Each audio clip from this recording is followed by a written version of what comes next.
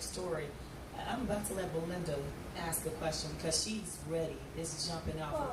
Come on up. What is your education background? Are you a social worker? Oh, right now I'm a CADC.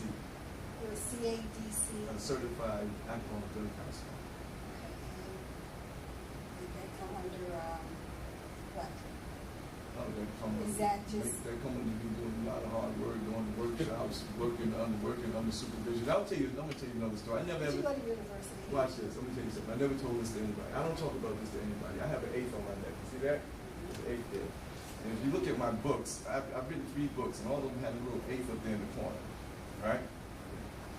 That 8th right there symbolizes the last grade that I've actually graduated from school. I've never stepped foot in college, ever.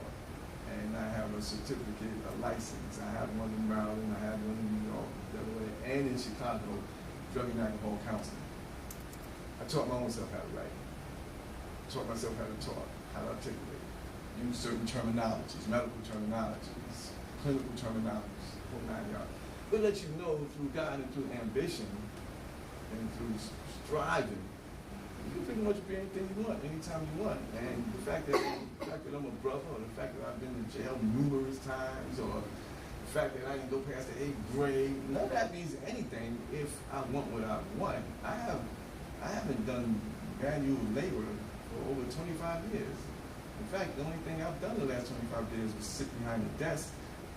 In fact, I went into colleges and did some lectures on the disease of addiction with people with master's degrees. I just trained some people with master's degrees. They don't know I got an 8th grade education, but they will. They will after they see this video. I know. You know, the thing is, I never talk about that not because I was ever ashamed of that, because actually I took a college entry exam and I passed it. I just told my ex-wife at the time, I said, I'm not even going to go to school, but I'm still going to do what I want to do. And I told her that, specifically, you know, I told her that. And so I'm blessed. Simple as that. Belinda, you were so compelled to ask him that question. What made you decide to ask him that particular question? Well, I have several friends who are social workers, or they work in the community as counselors, addiction counselors. But I didn't see anything in the writings that said that you are part of any university or anything like that. Exactly. Right. See that? But I'm not against you not going to school. Oh, yeah. You can do whatever you want to do. The Most High is always in your life to make sure you take that process. Exactly. He has the agenda, not you. It's always going to be what's in your heart. It's always going to be what's your desire. It's where you want to go. What you focus on is what you're going to go towards. And that's just the way things are. So the School of Hard Knocks is what he basically has presented us with. And the fact that he had the 8th, you know what? Philip, you asked the question about the cover. I forgot the 8th was on there, and I recognize that it's on both of his books.